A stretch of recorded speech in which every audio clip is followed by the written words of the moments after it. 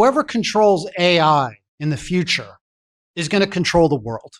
In many ways, technology, whether it be semiconductors or AI, is going to be as important, if not more important, than traditional conventional weapons for building up the strength of a country. So it's very important, frankly, for China to build up its own AI sector, its own semiconductors, language learning models. And frankly, it's also important for the United States to do so.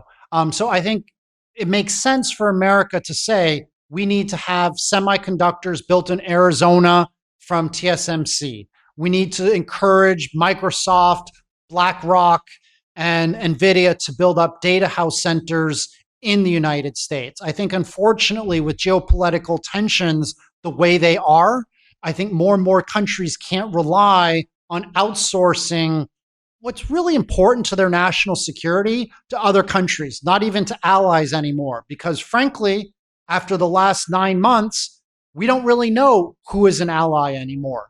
The United States has attacked its closest ally, Canada, perhaps more brutally than they've even attacked China. So it makes sense going forward for countries to build up its own indigenous innovation.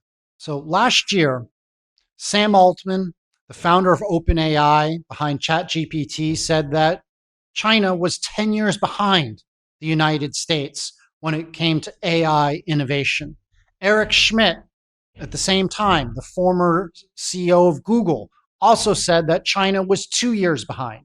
The reality is China is as good, if not better, than the United States when it comes to AI innovation, as we saw with the release of DeepSeek in February of this year. And over the last 6 to 9 months, we've seen so many other Chinese companies launch new language learning models, whether it be from Alibaba to a startup that nobody's ever heard of. They're creating incredible language learning models that are as good as Anthropic, as good as ChatGPT, as good as Grok. The reality, and here's the difference between what the Chinese and the Americans are doing. The Americans are making a closed system. These guys want to make profits, and they want to extract those profits in many ways by fear-mongering about China's rise. You see, the founder of Anthropic said that we need to beat the Chinese. Sam Altman says we need to beat the Chinese. Alexander Wang, who was the founder of Scale AI, which was just bought by Facebook, has said we need to beat the Chinese. Basically, the American players and their founders are all scapegoating China and using China as an excuse. Beat the Chinese in order to raise money and in order to get more regulatory approvals from the United States government. It's a very dark, dirty game, I think, that Silicon Valley is playing right now. Whenever you listen to somebody from Palantir, when you listen to Mark Andreessen, the venture capitalist, when you listen to any of the language learning model guys or tech bros in Silicon Valley, they're demonizing China. And I think that might help them personally. It might help their shareholders make a lot of money, but it's not good for the world. China and their language learning models, on the other hand, now have the top 5 largest by market share open source models in the world. So China is going open source. They're saying we're creating these AI language learning models, but we want to make this accessible for the whole world. I think what DeepSeek has done is a great gift to the world. Instead of charging or overcharging access to their LLM, which, frankly, somebody in Ghana or Ethiopia or Myanmar might not be able to afford, they're now making it open source so that people in those countries have access to the greatest technologies. So one of the problems in the world is that because the West was so wealthy, they were the ones who first got PCs. They were the ones who first got semiconductors. They were the ones who first got Microsoft Office.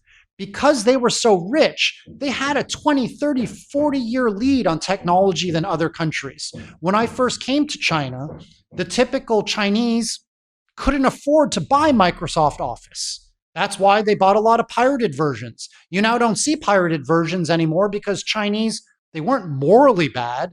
They weren't wanting to steal. They just wanted to have access to Microsoft Office to make their lives better.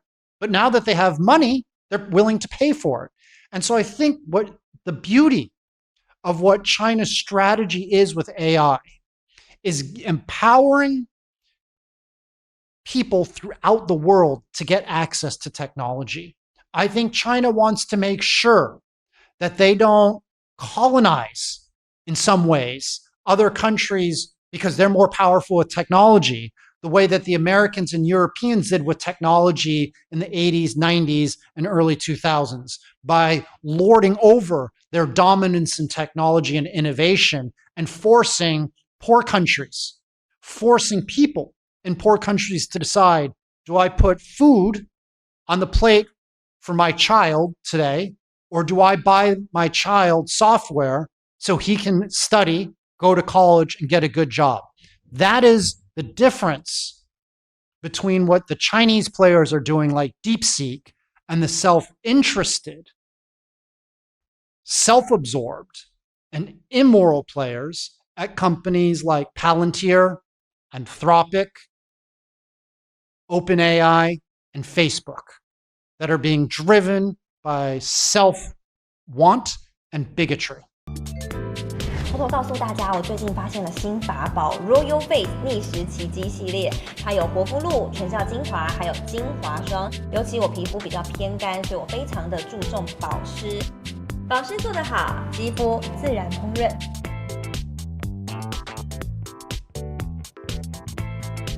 提亮肤色更年轻，抚平皱纹超有感，而且气色变好。用心保养，每天都更美一点。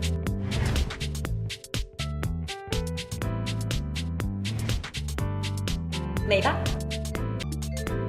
偷偷告诉大家，我最近发现了新法宝 Royal Face 逆时奇迹系列，它有活肤露、全效精华，还有精华霜。尤其我皮肤比较偏干，所以我非常的注重保湿。保湿做得好，肌肤自然烹饪。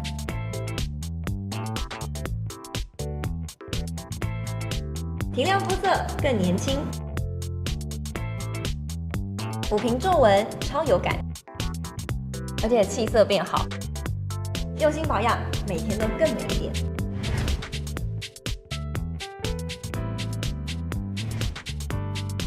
美吧！